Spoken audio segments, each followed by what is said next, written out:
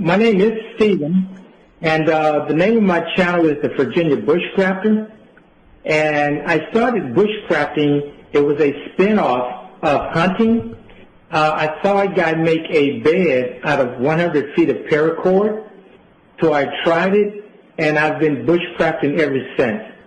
When I get to the bush and I have set up my shelter, I immediately start to harvest wood. Okay. And if I complete my shelter at 9 o'clock and I'm going to stay overnight, I'm going to be harvesting wood until maybe an hour before it's dark, eating snacks in between. So when I harvest wood, I'm basically chopping wood, bringing it to my campsite, and then I will process it into smaller portions of the wood. And you're going to need something, 5 things to make that fire, which is going to be a ferro rod to throw sparks. You're going to have to have tinder, which can be dry grass, cedar bark, or man-made tinder, which can be Vaseline and cotton balls. You're going to have to make some kindling, which is going to be finger size or pencil size or smaller. And then you're going to need the bulk of the material, which is fuel, which is going to be wood that's maybe wrist size. So you're going to use the ferro rod to throw sparks on the tinder. The tinder will ignite the kindling. The kindling will ignite the fuel, and of course you have your oxygen. So that's to keep it going all night. Okay, so now you would know, I guess, if you're by yourself and you're setting a fire for the night and you're gonna get some rest. I mean, you pretty much know how long your fire would last.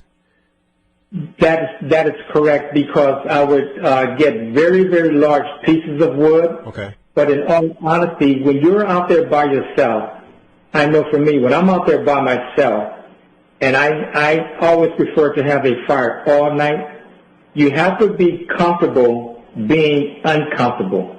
Okay. I wake up almost every hour to stoke the fire. So that is just something you get used to doing, get comfortable being uncomfortable. Okay. Get used to being comfortable to being uncomfortable. In other words, correct. I guess you're setting some kind of timer so you get up every hour to make sure that fire keeps going and you're safe. That is true. Now, most of the time, sometimes I may sleep 30 minutes. Then sometimes I'll sleep, maybe 10 minutes an hour. But you will just automatically, you won't be in a deep sleep. Okay. But you will learn to know when to get up by the feel of the fire. You can feel when the fire is going down. Right. And you will just automatically get up and feed that fire. So you can sense it. That is correct. That is correct. The bug out bag. That's the one thing you should have ready by your front door, just in case, right? That is correct. What would you consider to be the most important things to get in that bug out bag? The most important thing to be in that bug out bag, I'm going to say some type of shelter, having some water, some food, and materials to make a fire, as well as any other defense mechanism. You're going to, especially also a first aid kit. Right. You want to have, of course, your cell phone with the solar battery pack. You want to have some type of note cards with information about you, if there are any medical conditions or anything like that. But there are a number of things, and of course, a good knife. I always suggest a good full-tang knife, a hatchet, and a saw. You're going to use the hatchet to cut larger pieces of wood. You're going to use the knife to help baton wood. And you're going to use the saw when you want to cut wood to a precise length. Okay. So those are just a few of the things to have in a bug-out bag. Of course, you're going to have, a blanket, some type of tarp, mylar tarp, to help keep you warm. Right. So one of the things I watched a couple of your videos. I love your videos. You're very good on. You're on YouTube, Bushcrafter, yes. The Virginia Bushcrafter. Yes, thank you. Yeah, great videos. One of them was that you should know where you're going before time. You should pick a location before, just run out and just randomly find a place. That is correct. Many times people say they're going to bug out, but you must have a location where you can go. Now, you have to take in consideration how far is the location, what mode of transportation. Are you going to walk, or are you going to drive, or are you going to ride a bicycle? Mm-hmm. So you have to know that location, and I would suggest go to that location as much as you can to get familiar with the lay of the land. So, yeah, definitely having a bug-out location is very important. As a matter of fact, it is very good to have more than one, because you never know if you get there may be other campers nearby. Okay. And one of the things I found interesting, and it's a pretty obvious thing, but you don't think about it, is that even if you're just practicing, if you're going out alone, you should definitely tell somebody where you're going and when you're going to be returning. So if you don't return, like say if you're going for the weekend, you don't return on a Sunday, they say, oh, Joey said he'd be home on Sunday and he's not around yet. They know the location you're at. That is so true. I always leave a relative or a friend with an itinerary. I let them know when I'm leaving my house. I call them when I get to the location, and I call them that night. I'll give them a certain time. I'm going to call them at night. I will call them in the morning, and if they don't hear from me, here is a number to call the game ward or some local authority. Okay. So you always want to let them know where you're going. Also, you want to carry, if you have any medical issues, you want to have that written down, and you want to let your next of kin know about your medical issues as well. Because in the event of a rescue that is needed, that is going to help the rescue squad so much. If they see that notepad and they know what type of medical conditions you have, if any. So again, letting people know where you're going, carrying your medical history, leaving an itinerary with them, and maintaining contact with someone at all times. And one thing that when you're out there, you don't ever want to rush when you're in the bush.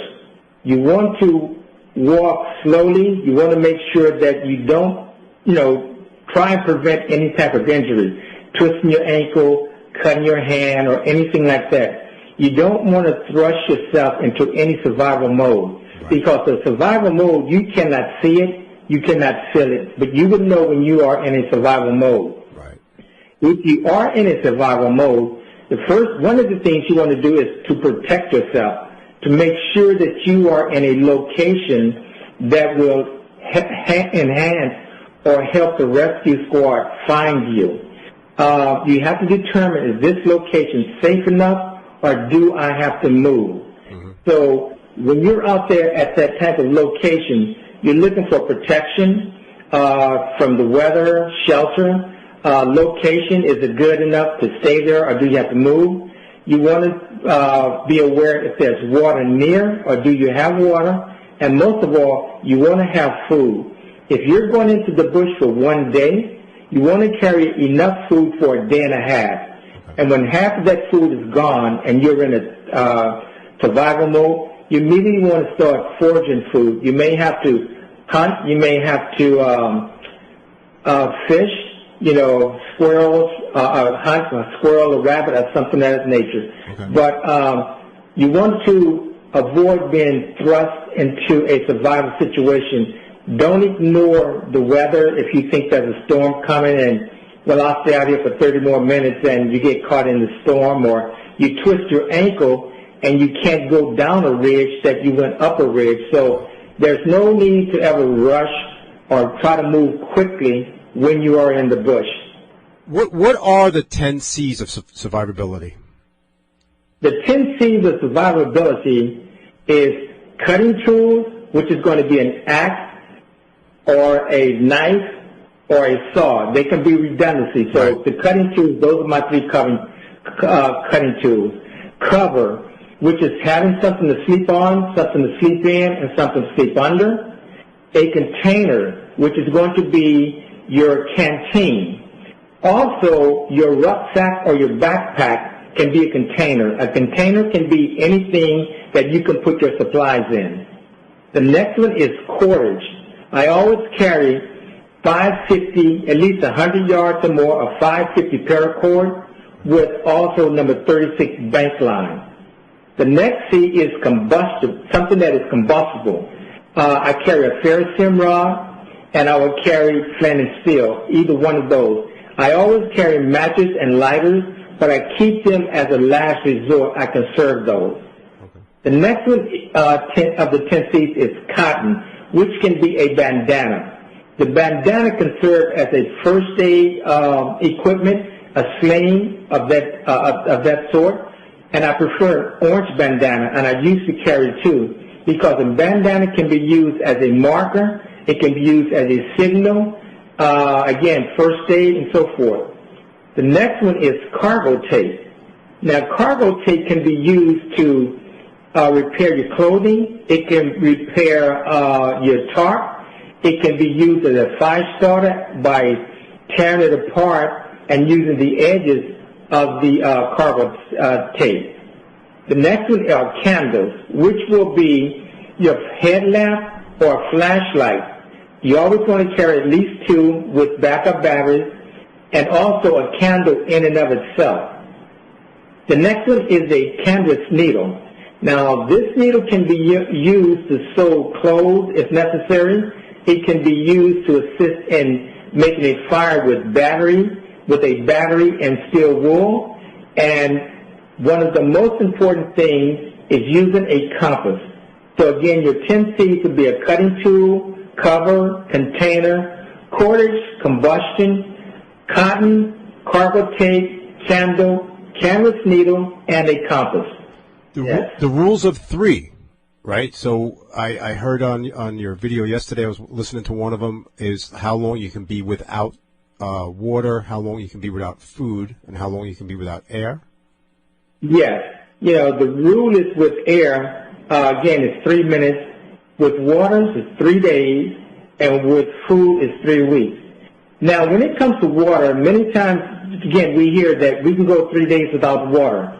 But when you're in the bush and you are exerting a lot of energy, right, or if you are in a survival mode, right, it's going to be, your body's going to be very, very uncomfortable after the first day. You know, because of lack of food, lack of water, your body would not improve. It would only become weaker. But we do know we can go 3 days without water, 3 weeks without food, and 3 minutes without air. But we want to avoid that at all costs, you know. But again, I think one of the most important is that really don't expect to go 3 days without water in a survival mode. You know, your body just doesn't improve; it only decreases. That makes total sense. So, you've been exerting yourself. You're gonna need water. So make sure you have water around where you set up shop. That is correct.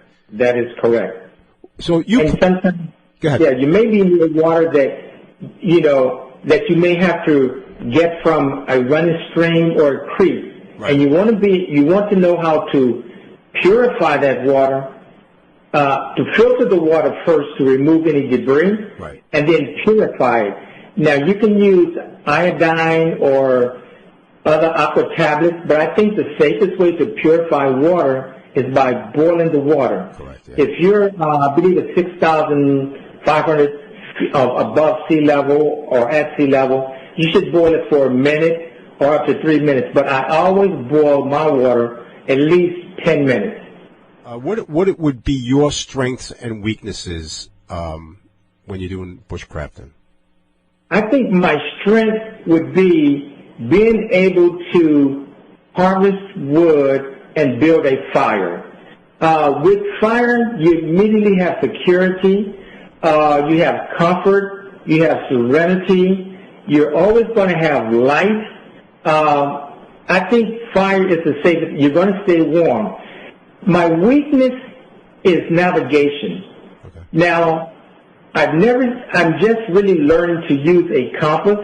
I've always used a GPS system, but I have had times where when I'm into the bush, when I left my house, my GPS system had 4 bars. When I got to my location, it was down to 1 bar. So my weakness right now is navigation. I want to become very familiar and learn how to use a compass, as well as paste beads and a topographical map. Very important. Very, very important. People, compass, it sounds easy, but, when you're in the middle of nowhere, you have to figure these things out.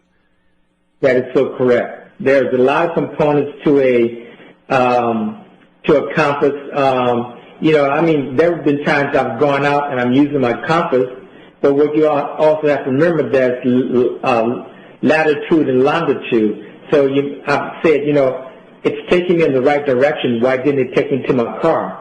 However, I was going in the right direction, but I had strayed off, I want to say somewhat to the west.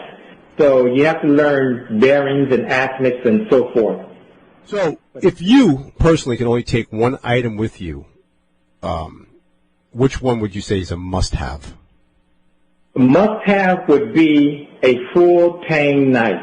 Okay. With the full tang knife, I'm going to be able to chop wood, split wood. I'm going to be able to dig. I'm going to be able to get timber from a tree. I think, the knife is the most, I would take the knife. The utmost tool would be a full tang knife, and I would prefer a knife that is 7 to 10 inches. Okay. If I needed to baton a piece of wood, I know if it's 5 inches, it's not going to be a problem if I have a knife that is anywhere from 7 to 10 inches. So you obviously go out a lot. In all your experiences, what would be your most difficult overnight? And have and why? Like, what was your most difficult overnight? Was it because of the weather? Is it because you didn't have something that you forgot to pack? I mean, what would you think would be your most difficult time alone, being solo out there? Yes.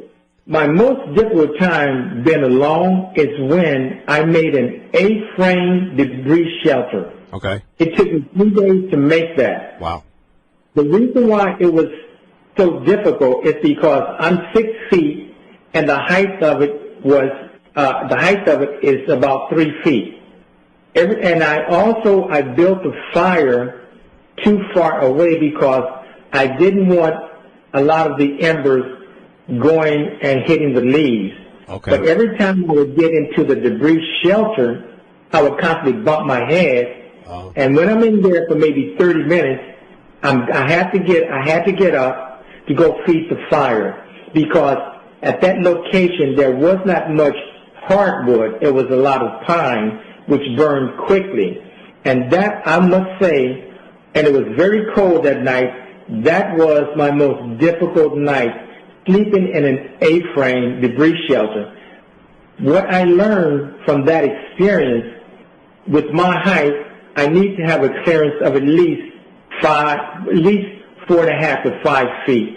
And that's very doable, but I used a down tree, and I just stacked wood up against it and filled it with leaves and greenery, and that was debris shelter. But that was my most difficult time, sleeping in an A-frame debris shelter, having to get up so often because the fire was further away than I normally make it.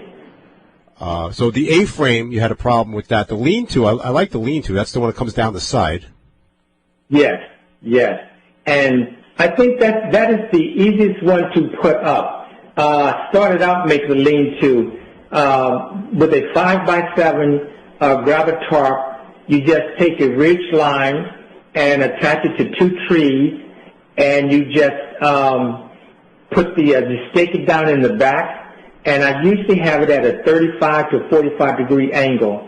And that will protect you from rain and so forth. And additionally, with that lean-to, you can also make what's called a super shelter by putting plastic all around, basically enclosing the lean-to. And anytime you need to get up, you can just roll up the plastic and go and feed your fire. But as a beginner, I would say one thing, the easiest one to start with is a lean-to debris shelter, lean-to shelter. So you think that for beginners, that would be the first one you'd want to start out with? Yeah, a lean-to, and then go to an A-frame. An A-frame. An A-frame will cover you even more so. Okay. And the plow point wedge? The plow point is basically you want to use a square tarp 10 by 10. Right. And you take one of the corners and you attach it to a tree. Okay. And then you go to the back and you stake out the back grommet, and it will be in the shape of a diamond. And this will cover you from the back and both sides. And if there is rain or anything, you can actually go to the back further into the plow point. Another good thing about the plow point, you can easily unstake it if the wind is blowing inside and it's hitting you, and you can turn it around so that the wind is hitting the back of the plow point. So the plow point is basically a diamond shape. It's very versatile as far as moving it. Now, you can have your campfire there, and you can move it around the campfire as well. But that's a very good one, the plow point. What is modern bushcrafting? What is modern bushcrafting, Stephen? Modern bushcrafting is a term a friend made up. I think that was basically more of a joke, but he was using a lighter that he bought at a store. And he said, "Oh, this is more of a modern bushcrafter." But so I think really I would say modern bushcrafter is probably someone who uses lighters more so. They'll bring their folding chairs and so forth. Whereas a bushcrafter, I try to remain as primitive as possible. I got you. I want to make my own chair if I'm going to make a chair. But yeah, modern bushcrafter is just something that a friend of mine came up with because he was using a very fancy lighter. So it's not reality. It's not what you'd find out in the middle of nowhere. He's bringing comfort stuff with him, right? Exactly. More or less camping. There is a difference between bushcrafting and camping. So Stephen, is there anything you'd like to promote? We got just about 30 seconds left. Well, again, I want to thank everyone for listening. Check out my channel, the Virginia Bushcrafter. I make sure I try to get out in the bush at least 3 times a month, 2 on a Saturday or a Sunday, and do an overnighter one weekend and 1 weekend of rest. And I would surely say exercise, increase your stamina, stay in and shape. so forth. Stay in shape. Yeah, stay in shape. Being physically fit. Get out in the bush and have some fun, because you will really learn what you know, what you don't know, how to correct what you don't know, why things work and why they don't. There's no better experience than getting out in the bush and just enjoying nature. The Virginia Bushcrafter on YouTube. Check them out. Thank you so much, everybody, for tuning in tonight. Thank you, Stephen. Thank you. Thank you so much, man. I appreciate it. Thank you. All righty. See you next time. Night. Thank you.